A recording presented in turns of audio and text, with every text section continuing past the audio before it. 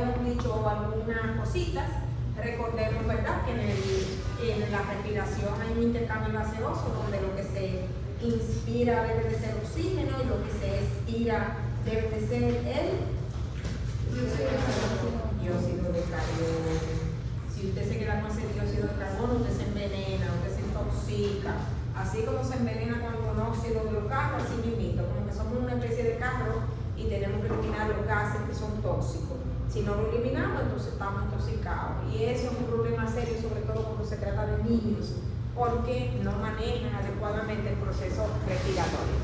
Entonces, definitivamente, tenemos que, lo que pasa aquí es que tenemos una estrechez marcada de la luz del bronquiolo porque hay edema, y a ese edema se va a agregar la respuesta inflamatoria que va a producir el sistema inmunológico, donde va a mandar unas células de la defensa tratando de desaparecer estos microorganismos que han entrado, este virus específicamente, y no va a poder deshacerse de él, lo que va a terminar produciéndose con la respuesta inflamatoria del sistema inmunológico, con la respuesta de la virulencia de este microorganismo, se termina produciendo un infiltrado, si se quiere, o una secreción mucosa, un tapón de moco, que además de estrechez va a estar presente en el medio también obstruyendo. Entonces hay edema, hay sobreproducción de secreción de moco, y definitivamente esto va a hacer que la obstrucción sea mucho más severa, y a partir de lo que se produce la obstrucción en ese lugar, entonces se puede producir definitivamente a partir de esa obstrucción un colapso del restante parte de ese bronquiolo, de ese saco alveolar, que se va a representar como un enfisema distal, que es lo característico de la bronquiolitis severa. Cuando vemos una radiografía, vemos ese enfisema parcheado que se produce sobre todo en la parte de los extremos. Cuando se produce esta obstrucción y este tapón de moco, entonces tenemos varias posibilidades de que el aire pueda entrar y no pueda salir, de que el aire no pueda entrar pero que salga fácilmente, y que el aire ni entre ni salga. Es el que viene boqueando, es el que viene con mucha dificultad respiratoria porque no tiene la capacidad del intercambio gaseoso que se puede producir.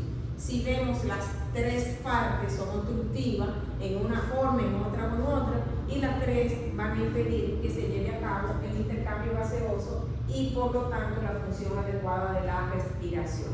Recordar que el cerebro se alimenta de oxígeno y glucosa. Si no tenemos oxígeno que llegue a través de las células que tienen que llevarlo, entonces definitivamente el paciente va a tener un problema serio.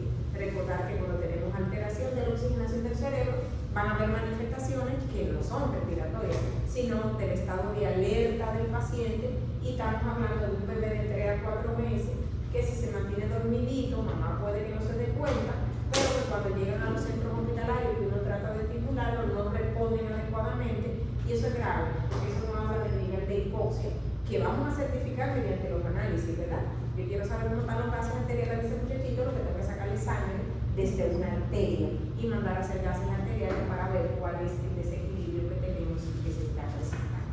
Entonces, definitivamente, todo esto en un lactante menor se va a convertir en un problema serio y grave.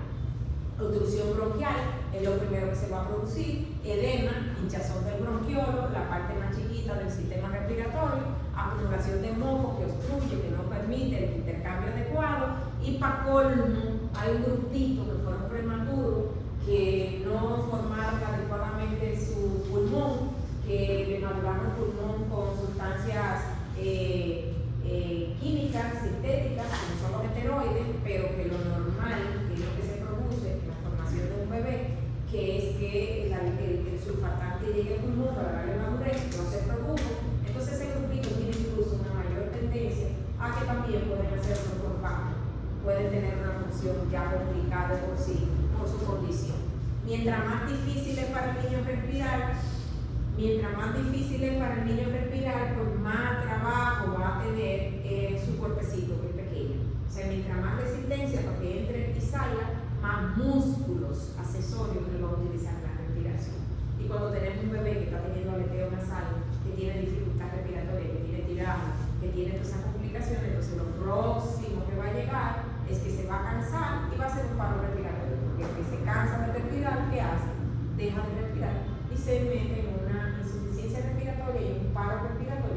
y como consecuencia de ese paro respiratorio viene atrás el paro cardíaco, ¿verdad? No hay forma de que se pueda llevar a cabo sin una respiración. Mientras más importante es la resistencia para respirar, pues más dificultad va a tener el bebé para respirar. Entonces, definitivamente es importante que cuando vemos un bebé que tiene respiraciones supraesternales, intercostales, aleteo nasal, quejido, yo no tengo ni siquiera que hacer un gases arteriales. Por la clínica yo me doy cuenta que él tiene insuficiencia respiratoria. Y cuando un bebé se mete en esa complicación de insuficiencia respiratoria, ya él solo no va a salir de ese problema. Cuando hacemos los gases arteriales, encontramos que está envenenado, el CO2 que se está quedando retenido, y entonces lo que toca ante una acidosis respiratoria es montarlo en una máquina para que la máquina haga la función del niño. Cuando no hay una oxigenación adecuada de sangre, eso se llama hipoxemia o hipoxia, ¿verdad? Significa que no hay transporte adecuado de oxígeno. Y cuando se produce la hipoxemia, no solamente va a haber falta de oxígeno, sino que la dificultad para respirar, no entra bien el oxígeno, pero tampoco sale bien el CO2. Y si usted se retiene el CO2, que es el carbono, eso se llama hipercapnia, es decir, que el carbono de sangre está aumentando su cantidad y eso no hay forma. No hay forma de que usted salga de ese lío y eso es un envenenamiento que si no se resuelve va a llevar a la muerte por insuficiencia respiratoria y por intoxicación por CO2. Yo no sé si ustedes recuerdan hace un tiempito un caso que ocurrió frente a la iglesia de los mormones, que encontraron a una muchacha de 26 años, su hermana de 14 y la sobrina de 4, todas muertas dentro del carro. ¿Qué pasó con ella? Primero, muchísima teoría con los dominicanos, todo lo resolvió en 15 minutos. Nosotros le buscamos la respuesta a todos los problemas rápido. Ella tenía un vehículo, parece que viejito, y entonces el escape, el muffler, eso es para sacar el monóxido, ¿verdad? Aparentemente tenía una perforación y ese monóxido, en vez de salir para la calle, estaba entrando en el carro. Ellas comenzaron, las dos chiquitas adelante, a presentar datos de intoxicación por monóxido de carbono. Y llegaron a la casa con vómito, con cefalea, con un cuadro de intoxicación. Pero, como decía un delincuente de Colombia, que le toca. Entonces, aparentemente le tocaba morirse a las 3, porque en este país, todo el que le duele una uña, llama al 911, ¿verdad? Me duele una uña, llama al 911. El 911 está así que lo transporta. En este caso, ella no llamó al 911, sino que se montó en el mismo vehículo para llevar a las niñas a la clínica. Entonces, caminó a la clínica, iban para ir cerquitita, ya lo vieron a unos metros de donde ella iba. Ella iba para la IUNE, que ahora se llama. La que está en la Tiradentes con Rómulo Betancourt. Esa clínica, antes se llamaba IUNE, ahora se llama Hospital. Ella iba para Hospital y en el final le encontraron muerta a las 3 porque la intoxicación le nubló el cerebro, cayeron y ahí le encontraron muertas a las 3. Murieron por una intoxicación por monóxido de carbono. El dióxido de carbono es básicamente lo mismo, lo único que ese gas es usted que tiene que sacarlo de su cuerpo. Allí entró por escape inadecuado como un flare. Aquí en este caso se supone que cada vez que usted respira, ahora eso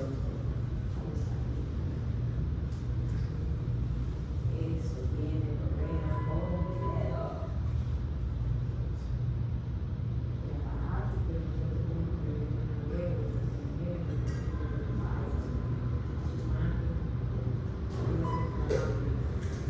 Entonces la cuestión es que cuando un bebé no está haciendo el proceso de expiración adecuadamente, se está quedando corto, el dióxido de carbono se queda dentro y empieza a envenenar. Eso se llama hipercapnia porque es una cantidad aumentada de carbono dentro de su torrente sanguíneo. Eso regularmente se caracteriza porque el bebé ya tiene una dificultad respiratoria marcada con todos los músculos accesorios, comienza a tener labios morados, uñas moradas, y cuando usted hace los casos lo certifica. Es la manera de certificar cómo está el CO2 y cómo está el oxígeno y cómo está cada uno de los parámetros que ese paciente tiene que tener. Normalmente estas bronquiolitis, que son graves, se caracterizan porque el paciente tiene tos persistente que no le permite comer y alimentarse, taquicardia apnea, que es una respiración muy agitada, con mucha dificultad, disnea, dificultad para respirar, sibilancia, que es el pitido que se escucha, incluso si usted pone el estetoscopio y usted respira, usted lo oye, que es característico de lo reumático, pero en este caso una bronquiolitis también, retracciones inter y subcostales, aleteo nasal, y todo eso te está diciendo que el paciente está en una insuficiencia respiratoria. Vamos a dar un ejemplo de los muchachitos con insuficiencia respiratoria y las manifestaciones clínicas de estos bebés lactantes menores.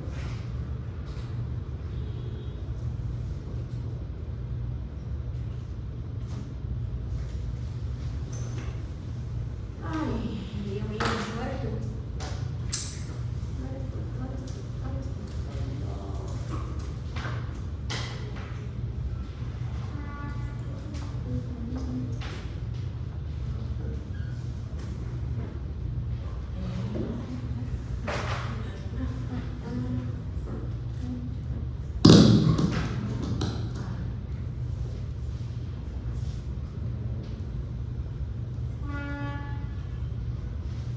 ¿Qué te pasa?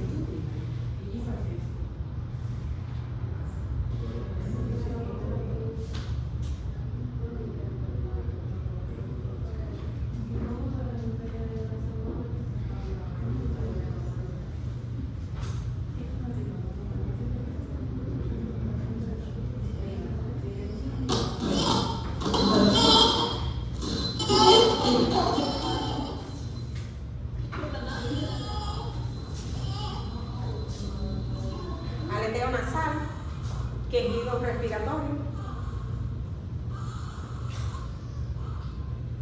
Esos son preparos, todos esos no van a parar sin intubar. Miren el tiraje intercostal, como entre una y otra costilla se produce ese tiraje característico.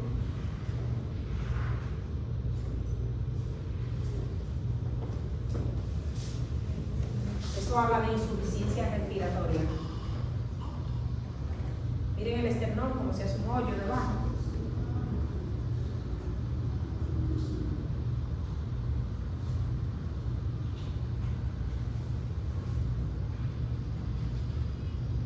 Esos son datos característicos de insuficiencia respiratoria en niños con bronquiolitis. Eso es una situación crítica grave que requiere que el paciente inmediatamente sea intervenido. Eso es lo que manda, porque si no es intervenido, lo próximo que va a hacer es un paro. Y cuando el paciente le hace un paro, pues ya usted sabe que usted tiene un problema serio, porque lo primero que usted tiene que hacer es intubarlo, pero después que lo intube tiene que tener un ventilador para levantarlo. Y lamentablemente en la República Dominicana tenemos una gran escasez de intensivos pediátricos. Lo podemos contar con los dedos de la mano, los intensivos pediátricos, y muchas veces, pues, cuando lo tenemos, como el caso nuestro, se llenan rápidamente porque hay de todo. Hay accidentes, traumas, hay de todo. No solamente estamos esperando que tienen dificultad respiratoria como bronquiolitis. Miren, hay un grupo de alto riesgo que tiene un chance alto de que esto no va a terminar bien, de que pueden hacer una situación grave y pueden morir. Son aquellos que nacieron con una angiopatía congénita, aquellos que tienen problemas malformativos cardíacos, que tienen una enfermedad compleja cardíaca. Ustedes saben que nuestros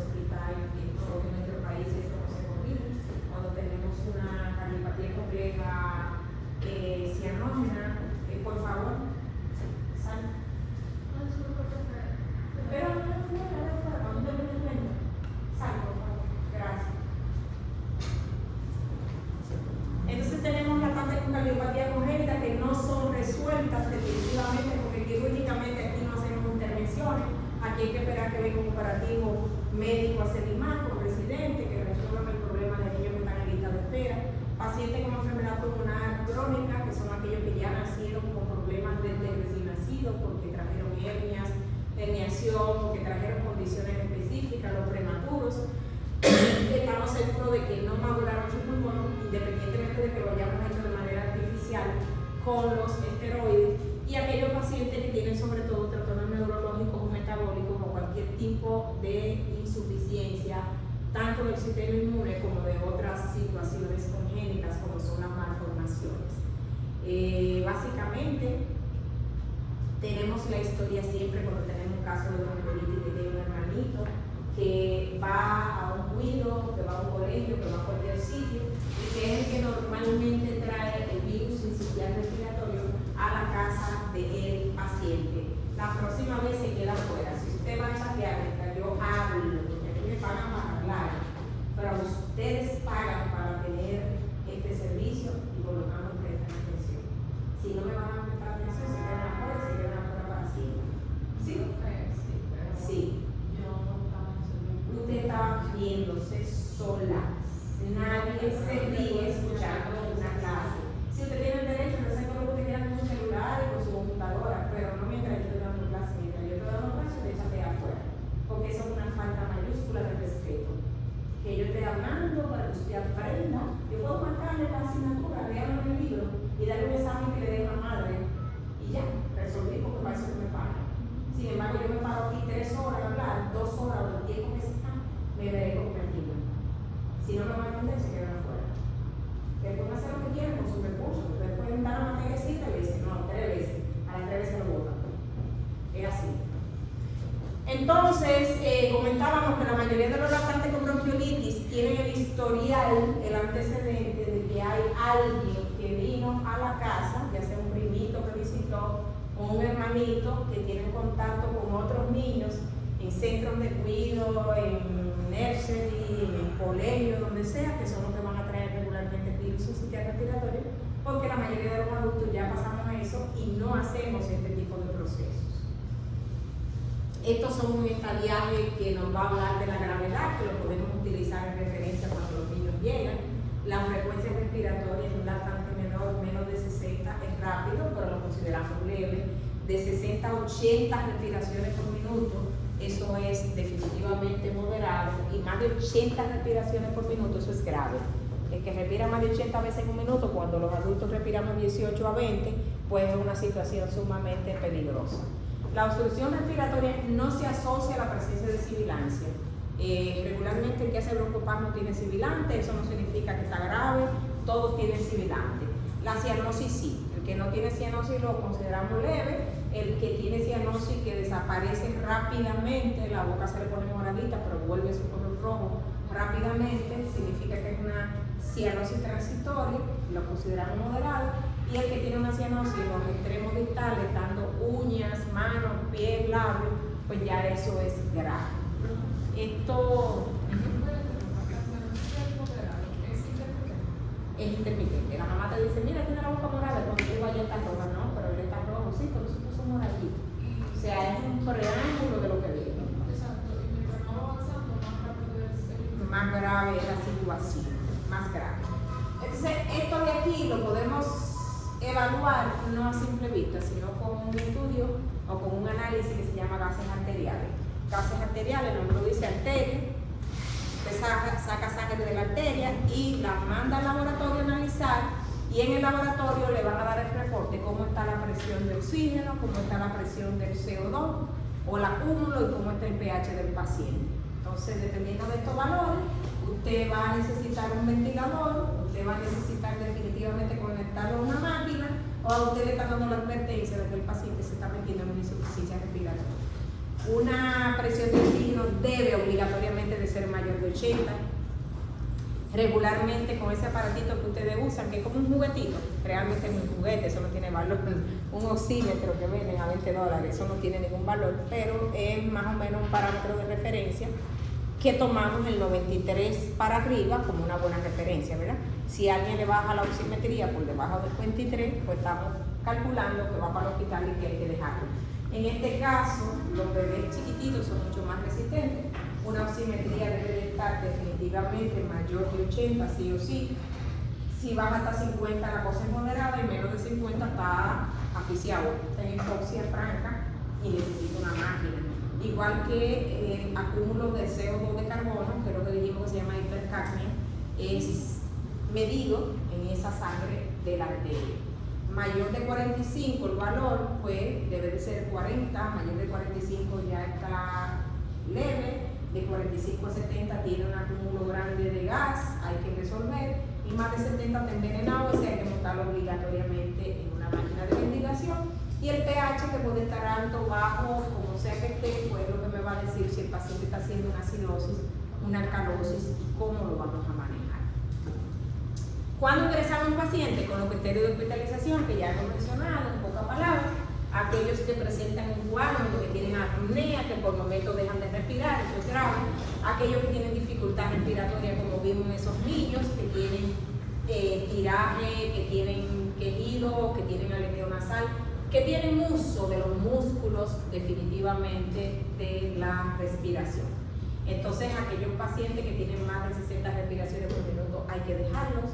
Aquellos que visitan por segunda vez, él vino una primera visita ayer en la mañana y hoy vuelve a visitar la emergencia porque el niño sigue malo, pues eso es un criterio de ingreso, porque nadie va a los hospitales por gusto, ¿verdad?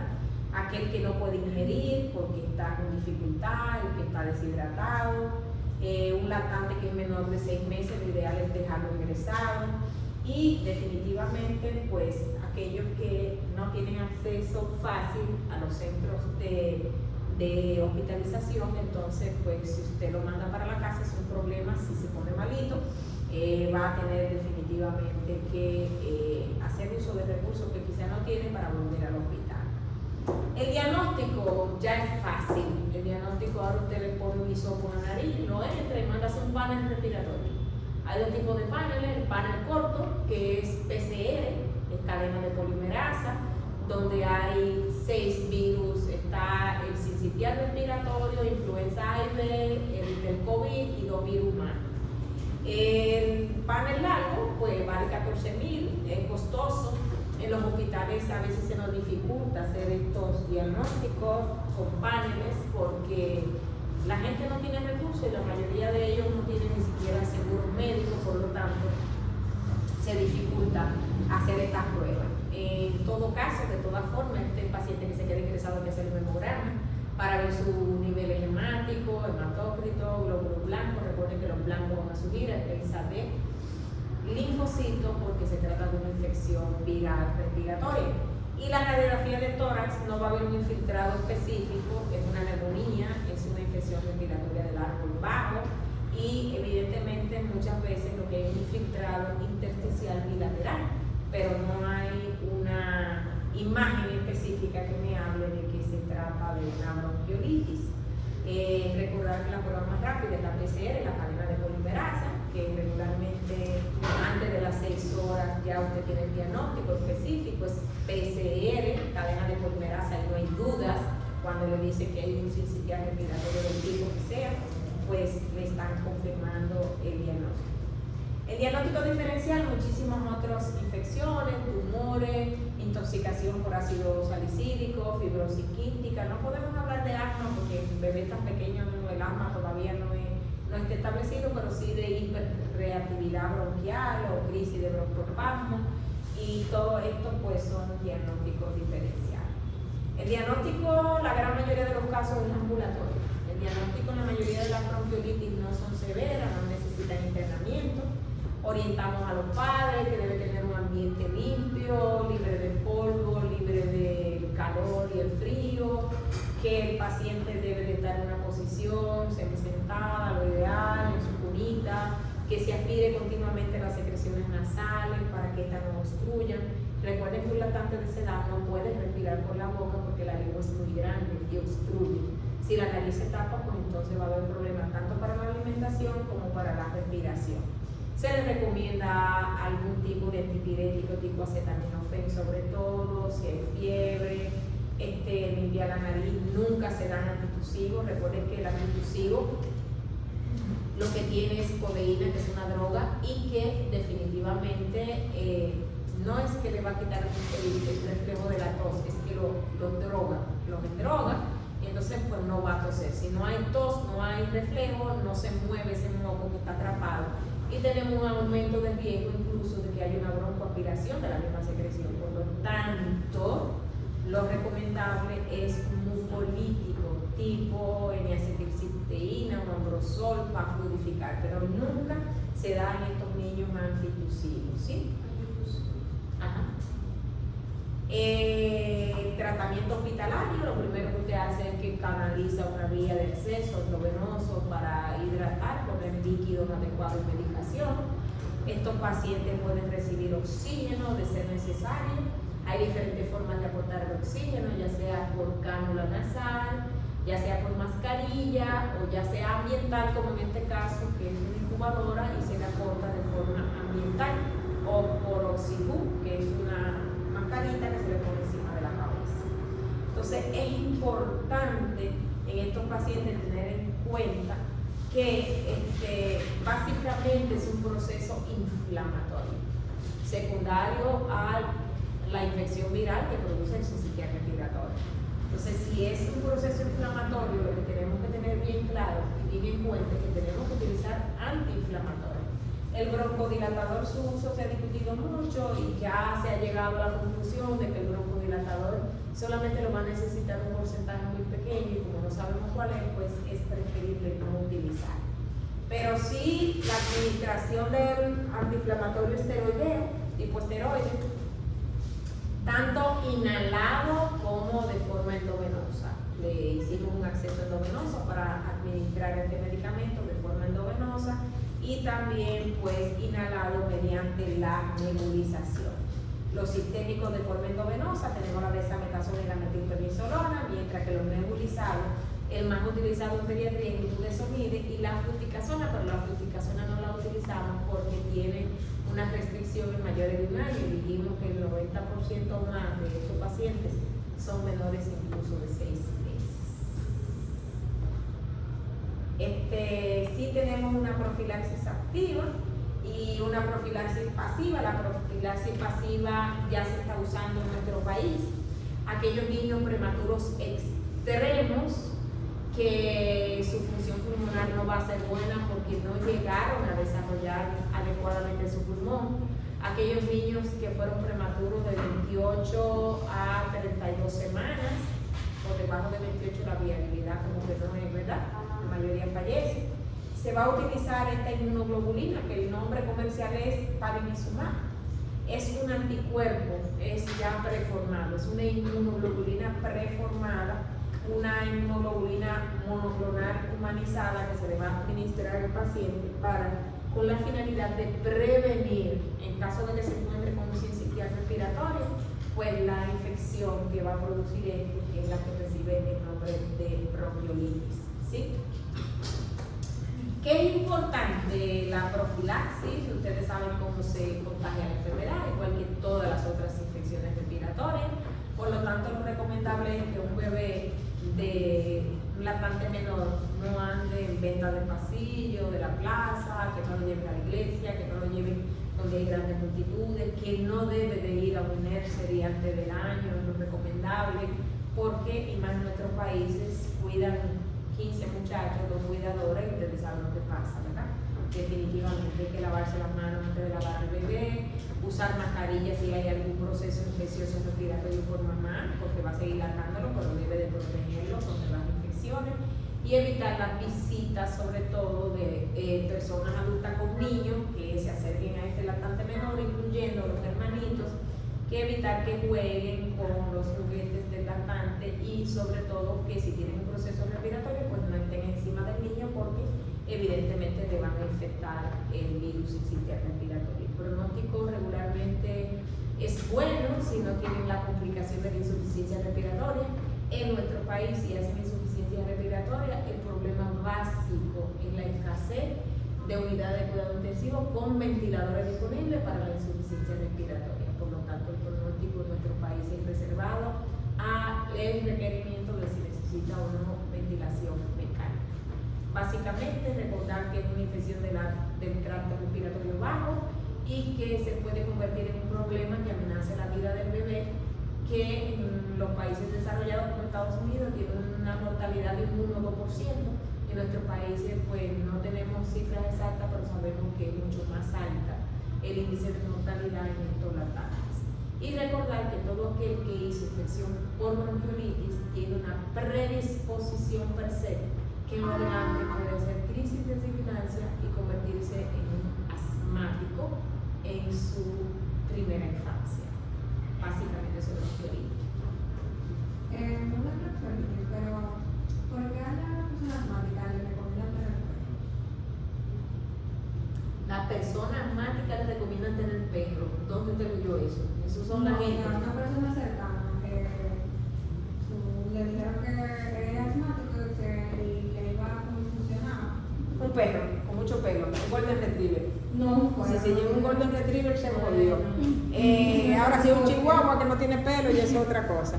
Definitivamente, miren, hay muchísima teoría y muchísimas cosas. Aquí a la gente que sufre de asma le dan sopa de lagarto, le dan higuereta, le dan... Esas son vainas de los dominicanos, inventos. El asma es una hiperreactividad, una reacción alérgica, es un alergeno. Hay gente que si huelen un perfume fuerte se aprietan. Hay otros que tienen 20 pelos y no pasa nada. O sea, específicamente cuál es tu condición alergénica. Hay tigueritos que tienen asma, se comen un refresco rojo, una galletita de chocolate y empiezan a toser. Hay otros que se hartan de refresco rojo y no pasa nada. O sea, cada individuo es independiente. Sí, claro. En general, a todos los asmáticos tratamos de quitarle los colorantes y las comidas artificiales, porque traen todas, no solamente colorantes, sino también conservantes. Pero que tengan perro, gato, eso no tiene que ver. Hay gente que ven un gato y empiezan y se ponen y hacen crisis. Hay otros que tienen 4 gatos en su casa y no pasa nada. Esas son teorías dominicanas. Una pregunta, no, tampoco es bronquiolitis, pero usted había mencionado que los círculos no funcionan. ¿Lo qué? O sea, los círculos, como que era misa. No, eso es una cosita de juego, usted tiene. Sí, pero entonces, si llega un bebé y uno piensa que puede tener oxigenación baja, ¿se le va a hacer una arterial de una vez o hay algún otro? Si llega un bebé con problemas respiratorios, inmediatamente debe ser evaluado para que califica. Si tiene un solo dato de insuficiencia respiratoria, como respiración rápida, le toca una gases arterial. No hay que juntarlo todo. Con uno que tenga, le toca gases arterial. Pero no hay otra vía, porque como es invasiva. Sacar sangre. Si aquí, Sí, pero hay esa arterial, ¿no? ¿qué importa? Es sangre. Ah. Aquí la gente va y te dice, hagan un hemograma, que hace mucho que no le hagan un hemograma. O sea, a la gente le gusta en este país que le saque sangre a los muchachos. O sea, van a un chequeo de niños sanos y te dicen, mándale a hacer un hemograma para aquí. ¿Quién no come bien? ¿Tú quieres que yo lo puye? Porque él no se come la comida mala que tú haces. O sea, en venganza, vamos a vengarnos, que no come, lo vamos a puyar. O sea, son vainas que, ahora si yo le aprieto el dedo y tiene un llenado lento, si la conjuntiva está tan pálida, si el muchacho duerme mucho, probablemente que tenga anemia, vamos a hacer un hemograma. Pero esa es la idiosincrasia del dominicano. Gases arteriales es sacarte sangre. No importa si yo la saco de aquí o la saco de aquí, es sangre, es lo mismo. Que el que la va a sacar de aquí, de la radial, que es la que más usamos, debe saber cuál es la radial para que no lo puye 20 veces. Tiene que saber de qué estamos hablando, anatomía. ¿Aprendieron anatomía con el seno? Si aprendieron anatomía, saben dónde está la radial. Ya dieron su práctica de fisiología, de sacarle sangre al compañero y después prender el brazo. Eso es. Sacarle unos gases. ¿Cuál es el problema? Que en Barahona no tienen máquinas para gases arteriales, entonces lo van a mandar para Madita. Vamos a sacar los gases, llévenlo de Madita y pagan. Y ahí empieza a complicarse la cosa. No todos los hospitales tienen máquinas de gases, pero es lo correcto. Porque si tú no le haces los gases arteriales, el muchacho va a llegar un momento que se va a poner cianótico negro y ahí sí tú vas a tener un problema serio para ver dónde que lo vas a meter en una máquina de ventilación. Lo intuban, 3 internos en fila, dando ambú y en algún momento a alguien se le cansa la mano y el muchacho se va a descerebrar. Entonces con eso no se juega. Eso hay que darle un más rápido. Bien, ¿está todo claro? Bien. ¿Van a responder el caso clínico de bronquiolitis cuando lo pongamos en el examen. Está claro.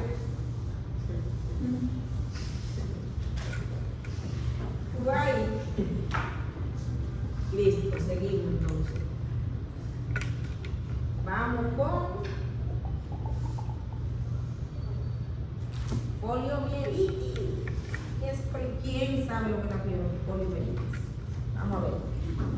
Alguien que me coopere. Allá atrás. ¿Qué es la poliomielitis? No sabe. Allá atrás. Poliomielitis, ¿qué es? Ni siquiera tienen idea de qué estamos hablando. ¿Qué significa poliomielitis? Infección de gastrointestinal, infección de dónde? Dolor de cabeza, náusea, vómito, diarrea. No, allá. Ni idea. ¿Qué ustedes hicieron con el programa que yo le mandé con la secretaria? Secretaria del programa. ¿Qué ustedes hicieron? ¿Lo metieron abajo del colchón y lo guardaron para el examen final y sacarlo? Lo guardaron, no están ni siquiera revisando lo que se va a dar. Está bien. Ustedes son los que tienen que estudiar, ustedes son los que tienen que ponerse la pila. Si no se la ponen, ustedes son los que van a tener problemas. Poliomielitis. Itis, ¿qué significa? Itis. Inflamación. ¿Verdad? Y aquí, ¿qué significa poliomielitis? Más o menos. Secreto.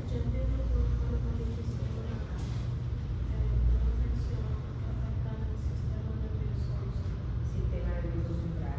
¿Cómo se manifiesta la afectación del sistema nervioso central? ¿Cuál es la característica de la poliomielitis? ¿Está viendo la foto que está allá? ¿Qué usted ve en esa foto?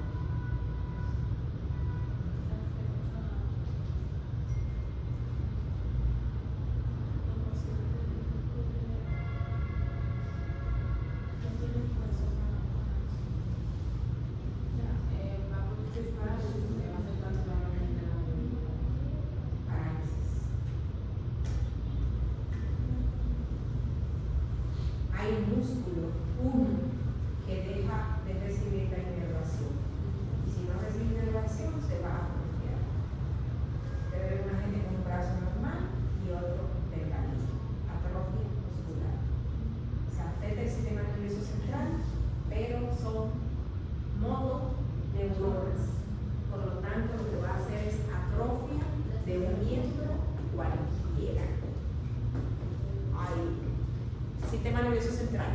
Es una enfermedad contagiosa de origen viral, porque es un virus que la produce. Se pega, al que no tiene vacuna se le va a pegar, va a producir contaminación y contagio, y que definitivamente ocurre normalmente entre 2 a 5 años, que va a afectar básicamente el sistema nervioso central, pero al final el resultado de esta infección es devastador, es una parálisis, que normalmente es un solo miembro, porque es asimétrica. No es como el Guillain-Barré, es simétrica y ascendente. Esta es asimétrica, por lo tanto, la afectación va a ser de un solo miembro.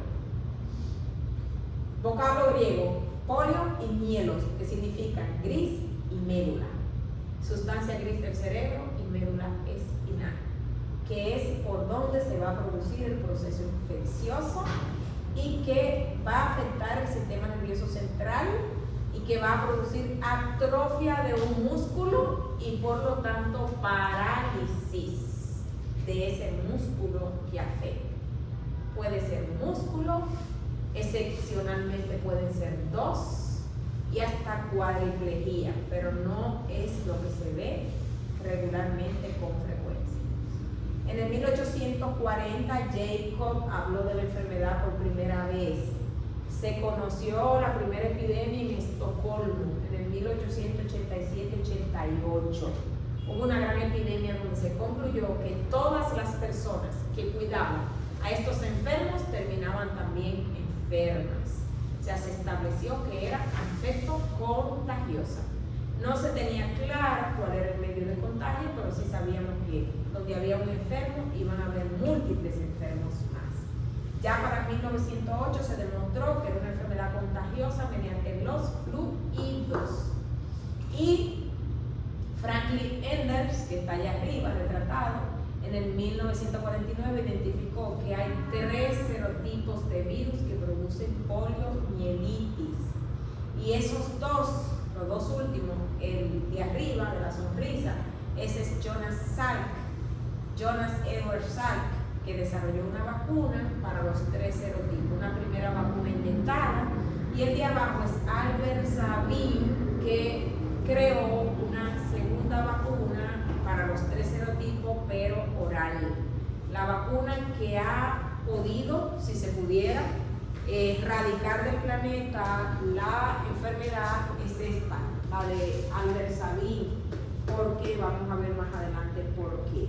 Las 2 vacunas son trivalentes, las 2 vacunas tienen los 3 serotipos de virus que se descubrió Jacob mucho anteriormente. El único reservorio que existe es el humano. Si usted tiene poliomielitis, no fue un perro que se la pegó, fue un humano. Y para usted tener la enfermedad, usted tiene que estar no inmunizado. No haber recibido vacuna, porque si recibió vacuna, usted no se va a enfermar. Entonces, la Organización Mundial de la Salud declara una zona libre de polio cuando han pasado 3 años sin que haya ningún caso presente. Todavía, lamentablemente, en la fecha, en la actualidad, quedan algunos países que son endémicos, como Afganistán, Pakistán, Nigeria, la India se ha vuelto involucrada en esto recientemente, porque son países, la mayoría con religiones musulmanas, donde la inmunización no está incluida dentro del plan de su religión. Entonces, en el año 2021, recuerden que estábamos recién pasando una pandemia, fue el año con menor número de casos para el virus salvaje, o sea, virus salvaje es el que está circulando todavía en el medio ambiente, donde hay países endémicos, y hubo un país africano que no era endémico, Malawi, donde se presentaron casos de poliomielitis. Entonces ahí se amplió el marco, que se creía que eran solamente los países antes mencionados. En el 2022 se recordaron 30 casos, incluyendo 8 países, y en uno de ellos, también de África, Mozambique, que tampoco era endémico. Pakistán y Afganistán, ustedes saben que son de los países que quedan con el poliovirus salvaje, por lo tanto, si no vacunan, en cualquier momento se puede registrar una epidemia de poliomielitis.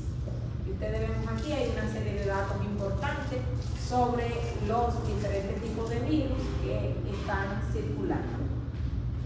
En 2012 se reportaron los últimos casos de poliomielitis por el serotipo 3. En el 2014 el sureste de Asia se declaró libre de polio. Aparecen en el 2014 también algunos últimos casos en países como Afganistán y Pakistán, pero más adelante vuelven y reaparecen. En el 2015 se erradicó del medio el virus tipo 2, por lo tanto se tomó una decisión importantísima que después nos dio la cara, y es que se decidió sacar de la vacuna de Albert Sabin este serotipo de virus. Se quedó siendo en vez de trivalente, bivalente, con solamente 2 tipos de virus. Como supuestamente el serotipo 2 estaba erradicado, tenían una vacuna con el 1 y el 3, y eso fue un error bien grande.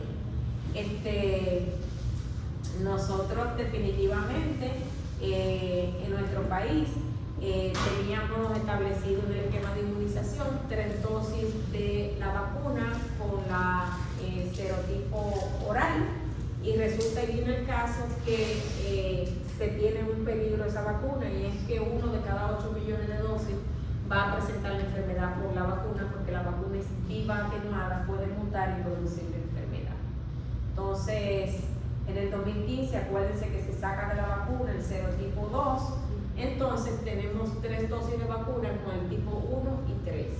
Eso hizo que se modificara el esquema nacional de inmunización de nuestro país, y que se decidiera que en vez de 3 dosis orales, la primera dosis iba a ser inyectada para tener los 3 serotipos, y la segunda y la tercera iban a ser orales. Ese es el esquema actual de inmunización. inmunización de nuestro país. Se considera que a partir del 2019 el serotipo 3 supuestamente está erradicado del mundo, pero no han sacado de la vacuna, no han inventado, porque ya tuvimos una lesión aprendida con la del serotipo 2. Esta es la vacunación de la poliomielitis en el mundo para el 2018, antes de la pandemia. En la pandemia lamentablemente se cayeron los esquemas de inmunización, primero porque la gente se trancó, no salió más a inmunizar, y segundo porque los grupos antivacunas cogieron mucha fuerza y han hecho un trabajo muy fino y han logrado que la gente deje de vacunar, y eso es peligroso. Si pueden ver, básicamente Europa es donde se tiene el nivel más alto de inmunización, sin embargo las Américas y todas las demás zonas como África, pues definitivamente tienen un índice bajo de inmunización, y eso es peligroso. Eso significa que enfermedades que estaban controladas en cualquier momento pueden surgir. Sin embargo, nosotros tenemos un problema más grave del que pensamos, porque si ustedes ven en las Américas, el país que tiene más baja incidencia es Venezuela, pero el que le sigue en segundo lugar es nuestro vecino, que la mitad de ellos viven aquí en este lado. Entonces tenemos una bomba de tiempo porque no tenemos inmunización en los nacionales haitianos, y es cuestión de que en cualquier momento podemos tener poliomielitis procedente de Haití, y que en cualquier momento, si las madres dominicanas no vacunan adecuadamente, también se puede pues producir un brote o una epidemia de poliomielitis que se supone que está erradicada. En el 2018 Ucrania tenía un 48, pues después de la guerra con Rusia, me imagino que debe tener un 1 o un -1 de inmunización de su población. Si ustedes ven en este lado, tenemos Afganistán, Pakistán, Siria, pero en este lado tenemos una serie de países africanos que todos forman parte del cinturón subsahariano de África, que es la parte más pobre del mundo, donde los niveles de inmunización bajan hasta 44, 45, 27%, 47%, y eso es una amenaza para el mundo, que en cualquier momento volvemos a tener poliomielitis con parálisis de los niños. Nosotros tuvimos los últimos casos, definitivamente reportado de polio, fue en el caso nuestro, fue en el 2001, donde hubo un brote por post-vacunar. Un niño que recibió una vacuna oral mutó el virus, comenzó a eliminar virus a través de las heces, nadie más estaba vacunado en la casa, en La Vega y en Jarabacoa ocurrió esto, y hubo un brote donde se presentaron aproximadamente unos 14 casos de poliomielitis en RD, mientras que en Haití también se ha producido otro brote donde se produjeron. Eso fue entre el 2000 y 2001, salimos publicados en todas partes del mundo. Yo recuerdo que yo estaba en Estados Unidos haciendo una rotación y no sabía nadie dónde estaba República Dominicana, hasta que esto salió en todas las prensa, en todas partes, ya sabían dónde estaba. La gente causada es un virus ARN, es un virus de la familia Picornaviridae, del género enterovirus. Hay 3 tipos, que fue Jacob quien lo descubrió. Al uno le dio el nombre de Brunilda, al 2 Lansing y al 3 Lío. Y el tipo 1 es el que más se asocia a la poliomielitis paralítica. Son muy resistentes ellos. Ellos en el medio ambiente se conservan por varios días. Y recordar que básicamente estos virus pueden sobrevivir durante meses en las heces. Por lo tanto, es la forma más común de contagio fecal oral. Aunque en el momento de la fisiopatología, en el momento agudo, también las secreciones respiratorias pueden ser contaminantes para la transmisión. Pero la transmisión importante básicamente es a través de la fecal oral. En esta enfermedad se van a producir 2 tipos de viremia. Una primera viremia, que es cuando se transmite a nivel fecal oral, que llega de la faringe y pasa en la circulación, y una segunda viremia, que son cuando pasan directamente al tubo digestivo, donde van a invadir, se van a multiplicar y van a producir inflamación y eliminación a través de las heces. Independientemente de lo que podamos pensar, la enfermedad de la poliomielitis, el 95% no va a pasar nada, ni se enteran que tienen poliomielitis, pero hay un 5% restante que va a ser una enfermedad paralítica, que va a tener secuelas e incluso puede fallecer. Entonces, las células que se infectan cuando llega al cerebro, en ese 5% que atraviesa la barrera hematoencefálica, están las células que ocupan el lugar en la médula, en el hipotálamo, en el cerebro y en el cerebelo. O sea que básicamente todas son infectadas. La patogenia consiste consiste en que usted ingirió alimentos o agua contaminada con heces que están infectadas y usted, si no está vacunado, se va a contaminar. Van a entrar por la boca. Recuerden que el virus va a vencer el jugo gástrico del estómago, va a seguir hasta entrar a nivel intestinal y allí van a encontrar las células específicas que van a ser atacadas. Se unen a ellas y por endocitosis van a entrar dentro de esta célula del intestino. Allí van a encontrar un receptor que le va a ayudar a entrar, a abrirle la puerta para que entre, y cuando entren dentro de la célula, entonces van a liberar su componente genético dentro de la célula humana y automáticamente esa célula quedó infectada y afectada para toda la vida.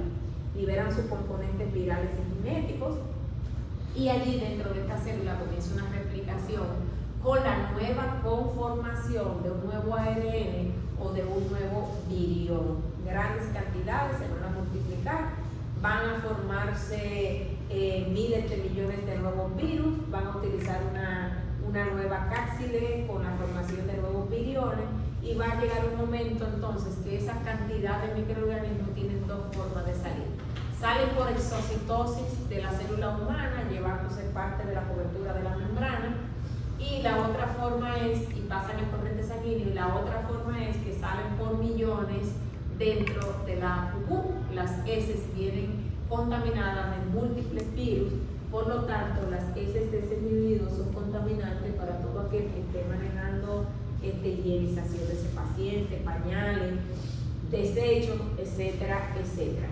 Los que se eliminan por el intestino, pues lo que se convierten en un contaminante para los demás que están limpiando o atendiendo a ese paciente, mientras que el grupito pequeño, una pequeña cantidad que va a pasar al torrente sanguíneo, es la que va a llegar a través de la viremia hasta el sistema nervioso central, va a atravesar la barrera hematoencefálica y allí se va a producir la poliomielitis, que es la que estamos describiendo, que es la que va a presentar manifestaciones graves y que la vamos a clasificar en diferentes tipos de cuadros.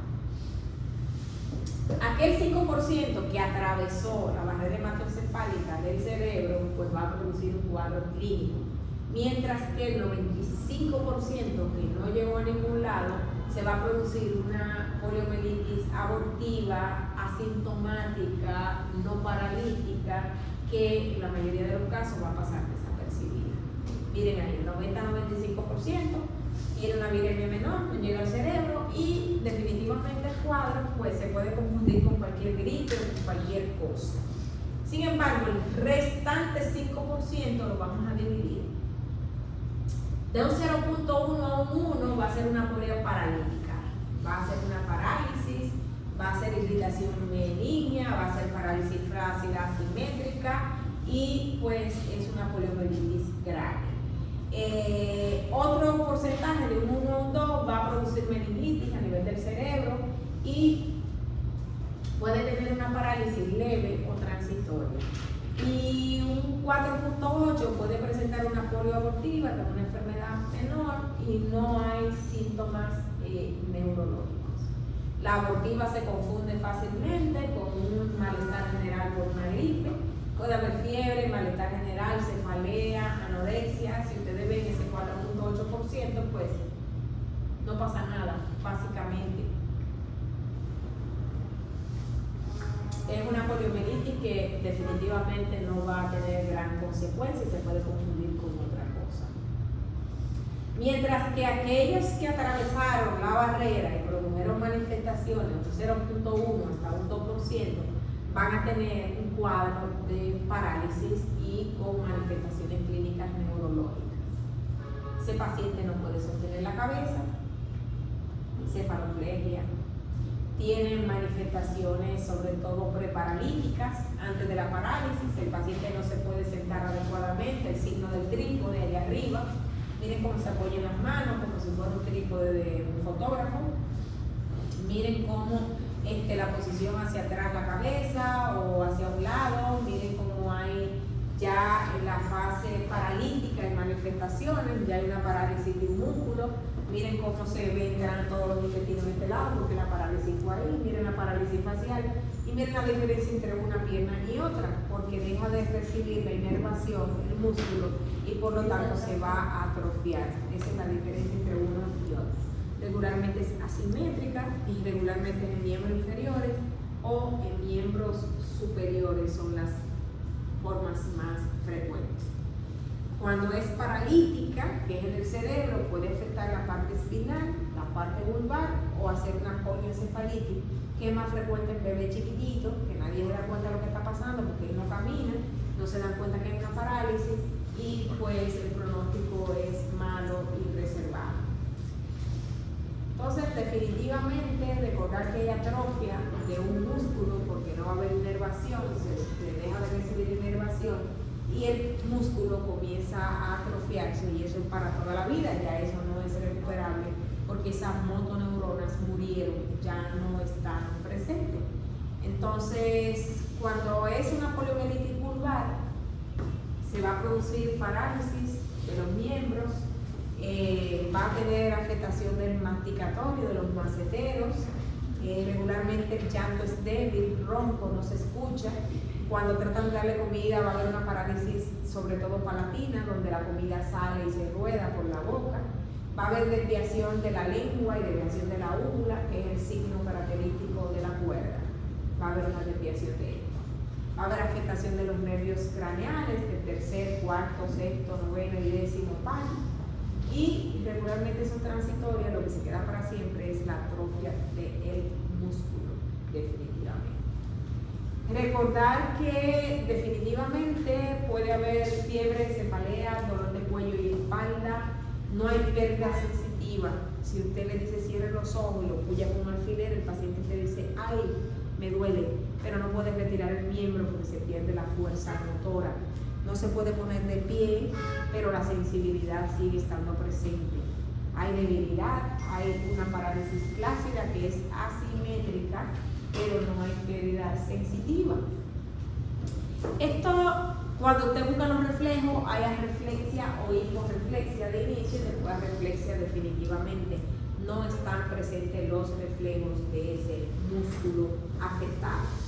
Hay complicaciones que vienen como arritmia, el paciente hay que poner una sonda vesical porque no puede orinar, porque hay una parálisis, puede haber edema agudo del pulmón, puede haber definitivamente neumonía por aspiración, puede haber un itio paralítico, no evacua adecuadamente, retención de heces porque no hay movimiento de los intestinos y terminar con una obstrucción. Hay infecciones secundarias agregadas. Y el pronóstico, definitivamente, cuando es una vulvar, que es el centro respiratorio, el pronóstico de mortalidad sube hasta un 60%. La espinal de un 5 a 10% de mortalidad. Y usted tiene un riesgo cuando hace una poliomielitis, de que usted puede en 10 o 40 años reactivarse esta poliomielitis y hacer un síndrome post-polio, donde va a ocurrir un cuadro igualito al primero que usted tuvo de poliomielitis. Miren unas motoneuronas normales, miren en una polio aguda, como la del medio se consume, miren cómo las raíces empiezan a atrofiarse, se recupera, termina con 2 motoneuronas, el miembro, y el síndrome postpolio que se presenta hasta 40 años después, vuelve y reactiva todo el cuadro de nuevo. ¿Con qué tenemos diferenciarlo? Con las parálisis, con los tipos de parálisis que se presentan, como la parálisis flácida, el Guillain-Barré, mielitis transversa, que son problemas donde hay, pero son parálisis simétricas, bilaterales, ascendentes, que son muy diferentes a lo que es una poliomielitis. Este diagnóstico, recordar que va a durar varios meses las heces, por lo tanto, el diagnóstico básicamente, la toma de muestra para PCR de las heces del paciente, pero antes de que tomar esa muestra y mandarla para el CDC, que es donde van a hacer la PCR, usted tiene que descartar que no se trate de una meningitis, por lo tanto probablemente va a tener que hacer una punción lumbar. Usted tiene que verificar que no se trate de una lesión de la médula espinal, por lo tanto tiene que hacer una resonancia.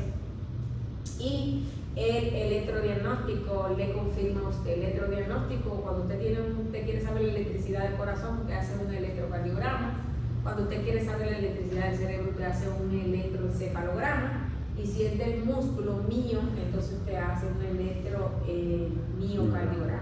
Definitivamente se va a saber si hay una neuroconducción del miembro afectado mediante ese electrodiagnóstico. Una miografía, que es lo que manda en este caso para resolver la situación. Como le dijimos, tarda hasta 3 meses en desaparecer de las heces, por lo tanto es el material más confiable para hacer el diagnóstico del PCR, tomar una muestra de heces, congelándola en una nevera a menos 70, menos 80, tomar la muestra y enviarla para la certificación de que se trata de un poliovirus y cuál serotipo del poliovirus se trata.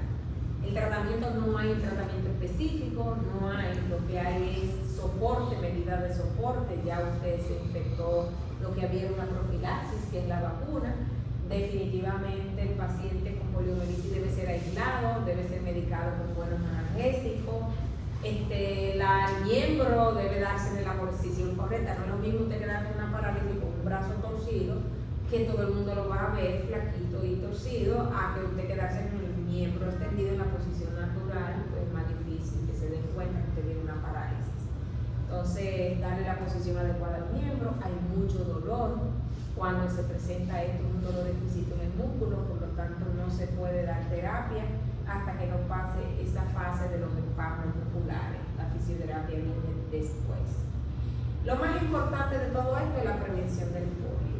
Se previene mediante 2 vacunas, una BPI, que es la parenteral, y una BPO, que es la oral. La BPI, Jonas Salk, la BPO, Albert Sabin. La BPI 1955, la BPO 1961. Premios Nobel ambos de la medicina. La parenteral tiene su ventaja. Si usted tiene un paciente inmunocomprometido, usted se la da porque es una vacuna inactiva, no activa. Quien recibe la inyección va a tener protección con las 3 dosis, pero no es una vacuna que produce inmunidad colectiva o de rebaño. ¿Alguien sabe lo que es inmunidad de rebaño? ¿Nadie sabe lo que es inmunidad de rebaño? Cuando se inmuniza a cada persona para que los que no están inmunizados no puedan. Correcto. Yo tengo aquí, pongamos 17 gente, hay 2 que están enfermos con cáncer, que están inmunocomprometidos.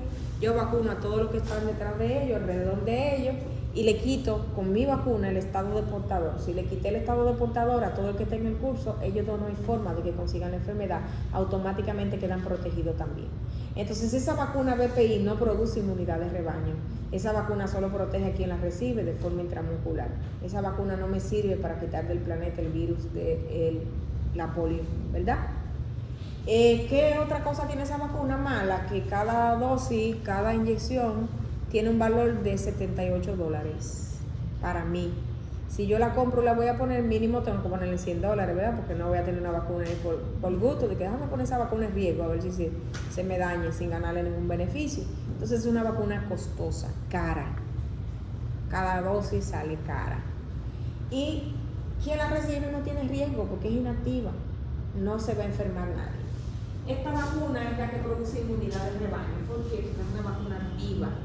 Los 3 virus están vivos, atenuados en la vacuna. Entonces va a producir la inmunogenicidad, es oral, bebida, a nivel del intestino, que es donde se replica el virus de la poliomielitis. Entonces esa vacuna tiene la característica que puede eliminar el estado de portador, por lo tanto, tiene la capacidad de eliminar el virus del planeta. Con ella se puede erradicar. No se va a erradicar nunca porque los grupos antivacunas no van a dejar, pero tiene la capacidad. Primero, produce protección colectiva o inmunidad de rebaño colectiva. No se le puede administrar a un inmunocomprometido porque está viva. Si yo se la doy a un inmunocomprometido a una embarazada y se multiplica el virus, ¿sí? Si el virus de repente muta y se convierte en patógeno, quien recibe esa vacuna se puede morir si es inmunocomprometido, por lo tanto no se administra ni en embarazadas ni en inmunocomprometidos, ¿sí? Y esta vacuna, un frasquito trae 28 dosis. ¿Y saben cuánto cuesta? 0.8 centavos de dólar. Entonces, esa vacuna es la que pudiera llegar al planeta entero y quitar el estado de que el polio existe, erradicarlo. La poliomielitis, desde que yo era estudiante de medicina, tienen el plan de erradicarla del planeta. El plan era 1980, 1990, 1996, 2000, 2004, 2008 y no se ha logrado ni se va a lograr ya, porque ya los grupos antivacunas nadie puede con ellos, definitivamente. Y la gente, además de que los recursos muchas veces no lleguen a algunos países, las guerras y muchísimos motivos más hacen que la vacuna no llegue. Pero esas vacunas son importantes. La oral son 2 gotitas que se dan en la boca sin que le tope el frasco la boca. Se dan a los 2, 4, 6 meses, 18 meses el refuerzo del año y medio. Y definitivamente con esto te crea una inmunidad que se supone que es para toda la vida, se supone, ¿verdad? La oral simula la infección, es la que produce una inmunidad de mayor valor, elimina el estado de portador, que puede quitar el virus del planeta. Tiene una situación que contiene estreptomicina y neomicina, si pequeñita dosis, si usted es alérgico a eso no se le puede administrar, por un lado, y por otro lado, de cada 5 a 8 millones de dosis, uno que recibe la vacuna va a hacer la enfermedad por el virus vacunal. El virus va a mutar y va a producir una poliomielitis vacunal. Entonces eso es riesgo. El riesgo de esto es la primera dosis, entonces los países como Canadá y nosotros, República Dominicana, si es riesgo la primera dosis la ponemos inyectada y la segunda y la tercera la damos oral. Ese es el esquema nuestro de inmunización de la poliomielitis. 2 meses inyectada, 4 meses de vida, 6 meses de vida y 18 meses de vida. Esa es la idea. Ahí tenemos administrando Jonasar por primera vez su vacuna, que iba a impedir que se produjera esta enfermedad malvada, que es paralítica y que muchos niños utilizaban muletas porque se producían grandes brotes y epidemias de poliomielitis.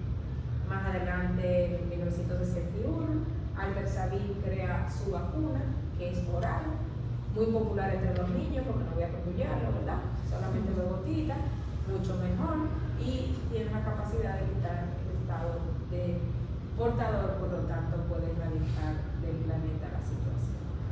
Es una enfermedad que el 95% no va a tener complicaciones, pero un 5% restante se va a complicar y puede llevar incluso hasta la muerte y evidentemente dejar secuelas neurológicas que son para toda la vida. Esa es la poliomielitis asociada a la vacuna, está ahí, hay que ser claro, alguien puede hacerla, puede recibir la vacuna. Y definitivamente, pues, cuando no hay un estado vacunal adecuado, pues en cualquier momento se puede presentar una brote y una epidemia.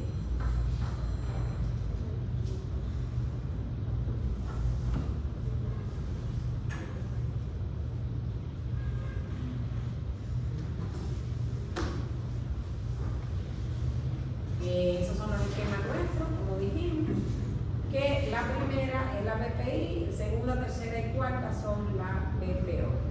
En nuestro país, recuerden que en el 2000 hasta marzo del 2001 tuvimos un brote, se detectaron un total de 14 casos por poliovirus vacunal del tipo 1 y pues a partir de ahí se crearon los medios para nuevas administraciones vacunales que quitaran el riesgo. ¿Preguntas, dudas y comentarios sobre esta patología? Usted ha dicho que se daba el segundo mes, cuarto, sexto y 18 meses, pero decía la aplicación que era hasta los 6 meses. No. No, el para. Ve ahí. Ah, ok. Ajá.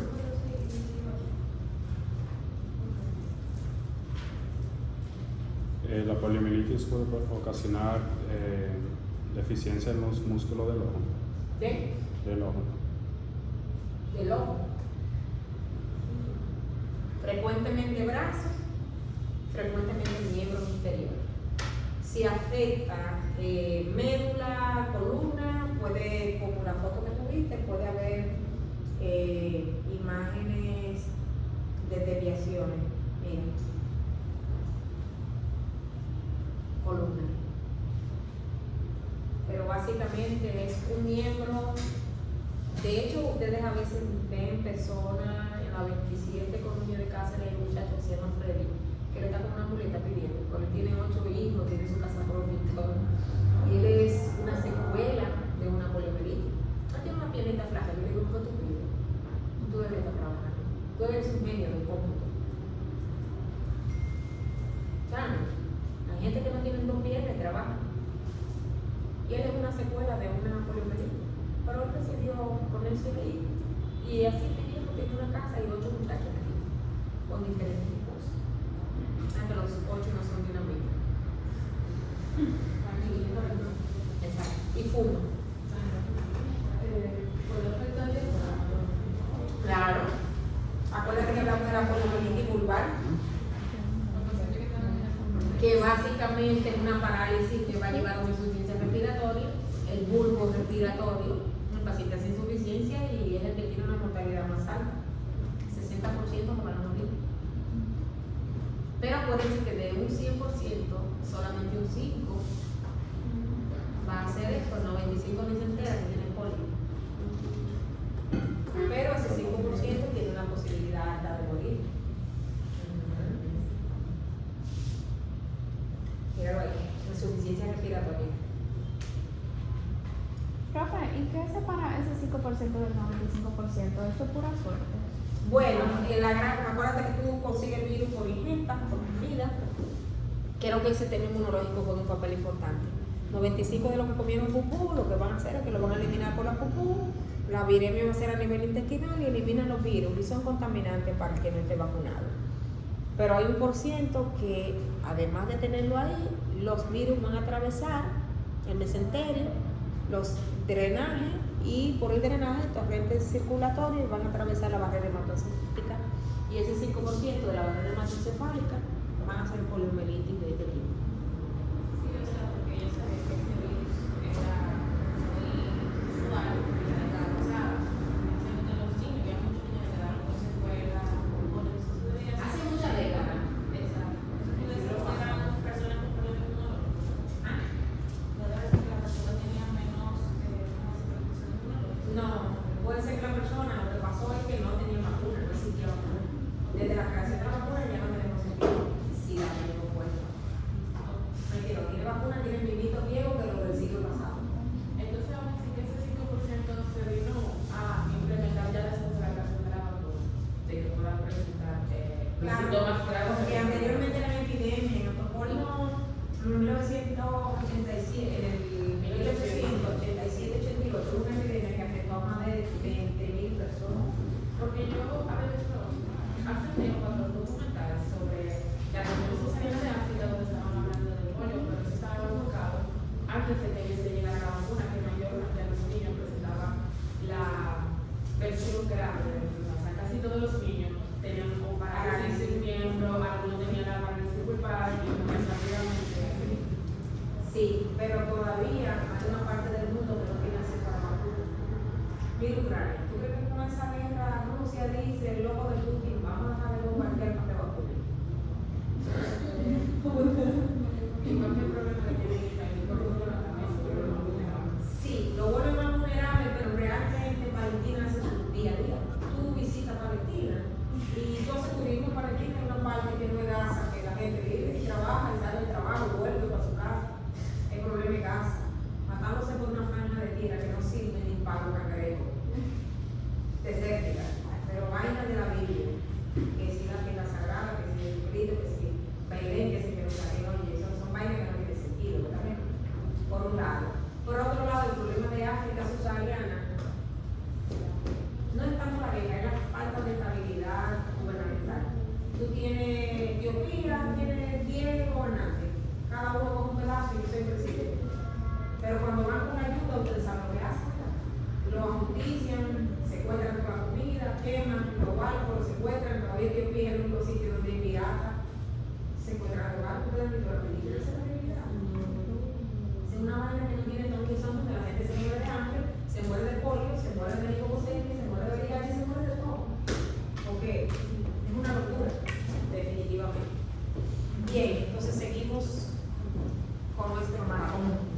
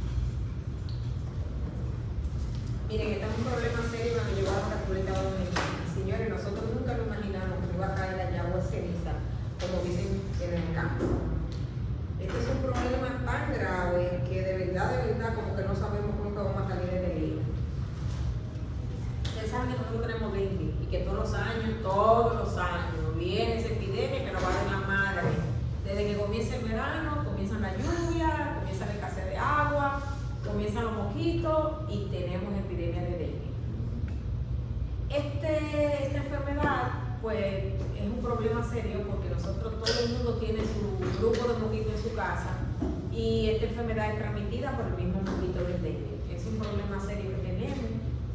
El Zika no es un virus nuevo. En el 1947 se descubrió por primera vez en los bosques de Uganda. Este bosque, esos palos se llaman Zika. Y en ese bosque estaban haciendo un survey, buscando los virus de la fiebre amarilla en mono, y encontraron este nuevo virus que, como estaban en un bosque de Zika en Uganda, le dieron el nombre de Zika al virus. Y pensaron que no tenía ningún valor, ninguna pena ni gloria. Desde el 1947 este virus por como que se mantuvo bajo perfil. ¿Qué pasó? Que a medida que pasaban los años, él iba ganando, iba teniendo mutaciones, iba adaptándose cada vez más, no solamente en mosquitos, sino también al humano, y fue convirtiéndose en un monstruo que ahora se caracteriza porque tiene tracción por el sistema nervioso central. Ese es su meta. Este no es un virus nuevo, nosotros sabíamos desde 1947, pero teníamos miedo. ¿Por qué? Porque es de la misma familia del virus del dengue. Entonces el dengue tiene una característica, es que hace que el sistema inmunológico responda de manera exagerada.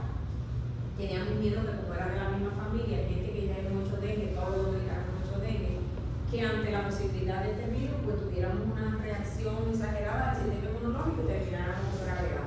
Eso no fue lo que pasó, vino peor la cosa. Entonces, recuerden que como es un virus nuevo, el 100% de los dominicanos que estamos aquí en esta isla, estábamos expuestos, somos susceptibles a padecer de enfermedad renal y de virus nuevo, para nosotros es un virus nuevo. Y desde el 2013 se hablaba de que el virus podía llegar definitivamente a las Américas. Teníamos miedo porque la amenaza de que llegaba a las Américas fue en Asia, en África, donde por primera vez. Recuerden que con el transporte, la movilidad, tanto los mosquitos como el virus se trasladaron a Asia, y de Asia pues nos llegó a las Américas. Teníamos miedo porque definitivamente desconocíamos lo que venía, por la posibilidad de muchísimas cosas. Para el 1952 comenzaron a reportarse pequeños brotes de enfermedad producida por este virus, pero nadie le dio importancia porque era una enfermedad prácticamente febril, pues atemática, y no pasaba nada. Cuando comenzamos a notar que definitivamente hay una situación que no es tan sencilla como creemos, fue en el 2007.